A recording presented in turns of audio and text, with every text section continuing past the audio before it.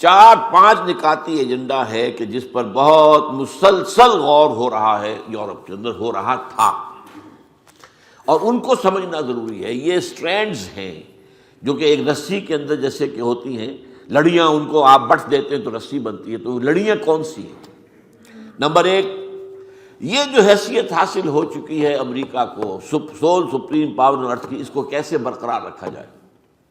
سارے think tanks ان کے جو ہیں اس پر لگے ہوئے تھے، تمام جو ہے اسٹیٹ ڈپارٹمنٹ ہو اور چاہے پینٹاگون ہو، وہ سب کے سب جو ہیں وہ لگے ہوئے تھے اس کے اوپر کہ اس کے اوپر غور کریں، اور تھنک ٹینکس جو ہیں یہ سوچیں کہ یہ حیثیت مینٹین کیسے کی جائے کہ یہ جو سول سپریم پاور آن ارتھ ہے اس کو، اس کے مقام کو برقرار رکھا جائے۔ نمبر دو، دجالی تہذیب کی تکمیل کا ایجنڈا، وہی کلیش آف سویلائزیشن، کہ اس کا جو ایک حصہ رہ گیا ہے ابھی، اس کے ایجنڈے کا ایک حصہ بھی ذرا آدھا جو ہے پورا ہوا ہے، ابھی آدھا باقی ہے، عالم اسلام کی حد تک اس کو پورا کیا جائے۔ نمبر تین، زائنزم کا پانچ نکاتی، زائنسٹ جیوز بھی ہیں، زائنسٹ کرسچنز بھی ہیں، ان دونوں کا متفق علیہ پانچ نکاتی ایجنڈا ہے۔ آرمگیڈون، میں گنوا رہا ہوں، کئی دفعہ بات ہو چکی ہے، آرمگیڈون بڑی عظیم جنگ ہو، کریشن آف دی گریٹر اسرائیل، عظیم تر اسرائیل کے جو اسرائیل کا جو ہے پیش نظر ہے، جو ان کا ہدف ہے۔ نمبر تین، مسجد اقصی اور قبۃ الصخرہ کو گرانا۔ نمبر چار، تھرڈ ٹیمپل وہ تعبیر کرنا، اور نمبر پانچ، وہاں لا کر تھرون آف ڈیوڈ، حضرت داؤد علیہ السلام کا تخت جو لا کے رکھ دینا۔ یہاں تو چار ان میں متفق نہیں۔ آگے یہ کہ عیسائیوں کا خیال یہ ہے کہ عیسائی حضرت عیسیٰ علیہ السلام زمین پر نازل ہو کر اس تخت پر بیٹھ کر حکومت کریں گے پوری دنیا پر، اور یہودیوں کا خیال ہے ان کا مسیح جس کا وہ منتظر ہیں ابھی تک، وہ آئے گا اور وہ تخت پر حکومت کرے گا، جس سے ہم کہتے ہیں کہ وہ دجال ہوگا، اور عیسائی بھی اسے دجال کہتے ہیں، جو اینٹی کرائسٹ ہوگا، جو آ کر دعویٰ کرے گا کہ میں مسیح ہوں، حالانکہ وہ مسیح نہیں ہوگا، اس سے اصلی مسیح حضرت مسیح عیسیٰ ابن مریم جو ہے علیہ الصلوۃ والسلام، وہی آ کر قتل کریں گے۔ تو یہ پانچ نکاتی ایجنڈا جو ہے اس کو مکمل کرنا ہے، اور یہ تمام چیزیں جو ہیں، اور چوتھی چیز عالم ارض کے تمام قدرتی وسائل پر قبضہ کرنا، خاص طور پر تیل، باقی اور بھی منرل جو ہے، ویلتھ جو ہے دنیا کی اس کو بھی، لیکن یہ کہ خاص طور پر ویلتھ۔ یہ چار نکاتی ایجنڈا رہا ہے جو سارے تھنک ٹینکس کا موضوع رہا، غور و فکر، سوچ بچار، جس کا نتیجہ کیا نکلا؟ امریکہ نے ایک فیصلہ کیا، یہ بہت تاریخی بات ہے، اس کو نوٹ کیجئے۔ کیا فیصلہ کیا؟ اب ہم یہ نہیں دیکھیں گے کہ کوئی ہم پر حملہ آور ہو تو ہم جواب دیں، ہمیں ذرا بھی اندیشہ ہوا تو ہم پہلے سے حملہ کر دیں، پری ایمپشن۔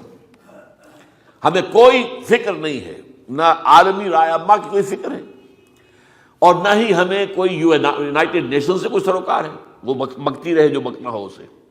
اب ہمیں اپنے الائز کی بھی فکر نہیں ہے، ہم خود اتنے طاقتور ہیں، ہم یہ سارا معاملہ خود کر سکتے ہیں۔ اور جنگجوئی کا ایک نقشہ جو ہے، یہ جنگجو جو صدر تھا امریکہ کے صدور میں سے، یہ بش ثانی جو ہے، در حقیقت یہ جنگجو صدر کی حیثیت سے تاریخ کے اندر جائے گا۔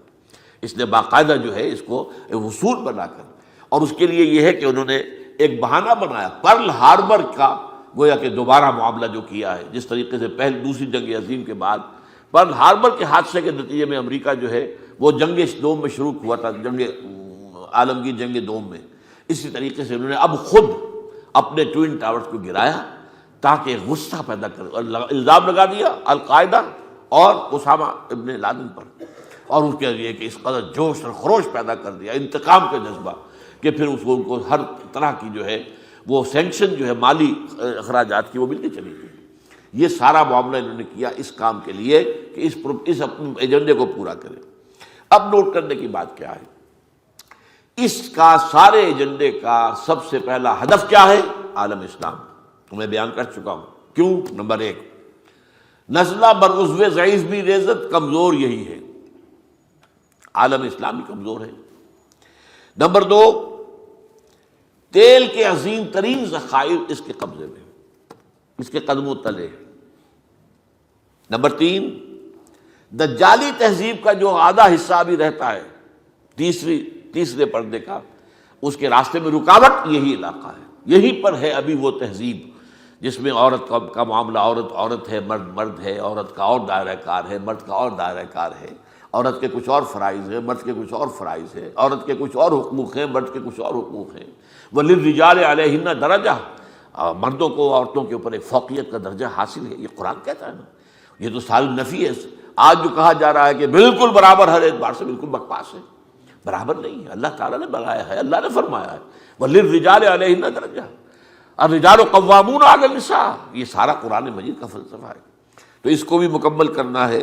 اور نمبر 4 زائنزم کا جو پورا ایجنڈا ہے، وہ تو ظاہر بات ہے مشرق وسطیٰ سے متعلق ہے، وہیں پر گرانا ہے نا مسجد اقصیٰ کو اور قبۃ الصخرہ کو، اور ظاہر بات ہے کہ وہیں پر جو ہے گریٹر اسرائیل بننا ہے۔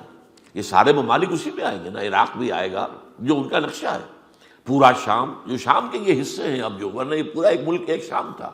لبنان ہو، شام اس وقت کا سیریا ہو، یا یہ کہ جارڈن ہو، یہ سب ایک ملک تھا۔ بلاد شام، عراق عرب، شام عرب، قدیم زمانے میں یہ دو تھے۔ تو یہ اس پورے کو پھر مصر کا حصہ لینا ہے انہوں نے، سینائی پیننسولا پورا لینا ہے، سوا اس میں تو کوہ سینا ہے جہاں حضرت موسیٰ علیہ السلام کو اللہ تعالیٰ سے جو ہم کلام ہونے کا شرف حاصل ہوا، جہاں انہیں وہ 10 کمانڈمنٹس دیے گئے، جو پتھر کی تختیوں پر لکھے ہوئے احکام اشرا دیے گئے، وہ تو کہاں ہے؟ سینائی سینا کے اندر ہے۔ پھر یہ کہ جہاں پر آباد رہے ہم کئی 100 برس تک، جو حضرت یوسف علیہ السلام کے زمانے میں چلے گئے تھے، سارے کے سارے بھائی پھر حضرت یوسف علیہ السلام کے اپنے خاندانوں سمیت آ گئے تھے، حضرت یعقوب بھی آ گئے تھے، تو وہاں رہ کئی برس تک، وہ بھی لینا ہے۔ پھر یہ کہ عرب کا بھی شمالی حصہ لینا ہے، جس میں کہ مدینہ بھی شامل ہے۔ خیبر وغیرہ تو ہے ہی، وہ تو ہمارے ہیں ہی، تھے ہی، لیکن مدینہ کے اندر بھی 3 قبیلے تھے یہودیوں کے، وہاں سے ان کو نکالا گیا تھا، لہذا وہ بھی ہمیں لینا ہے۔ اسی طرح ترکی کے جنوب کا حصہ بھی ہمیں لینا ہے۔ تو یہ سارا ایجنڈا جو ہے اس کا تعلق تو مڈل ایسٹ سے ہے، تو مڈل ایسٹ کا ایک نیا نقشہ بنانا یہ پیش نظر ہے، وہ شائع بھی کر رہے ہیں اس کو، اس کے سامنے اس کی طرف اقدام کرنے کے لیے۔ تو یہ در حقیقت 4 وہ اسباب ہیں جن کی وجہ سے اصل میں اس نئے، جس کو بھی میں کہوں گا نیو ورلڈ آرڈر جس کو کہا تھا، بش اول جو تھا اس کا باپ موجودہ بش کا، اس نے جیسے ہی عراق کا تہس نہس کیا تھا معاملہ، صدام پر حملہ کر کے اور اس کی فوج کا بھرکس نکالا، اس کے بعد اس نے کہا تھا اب نیو ورلڈ آرڈر کا وقت آ گیا ہے۔ یہ گویا کہ اس ایجنڈے کا آخری حصہ جو ہے اس کی تکمیل کا وقت آ گیا۔ اور یہ بش ثانی جو ہے اس کا بیٹا، وہ بھی ایونجلسٹ تھا، یہ بھی ایونجلسٹ ہے، وہ بلی گراہم کا مرید تھا، یہ اس کے بیٹے کا مرید ہے۔ اور یہ جو ہے یہ کہتا ہے وہ تو خدا نے حکم دیا ہے جنگ کرو، میں نے جنگ کی ہے، مجھے خدا نے حکم دیا ہے کہ یہ بمباری کرو، میں نے بمباری کی ہے۔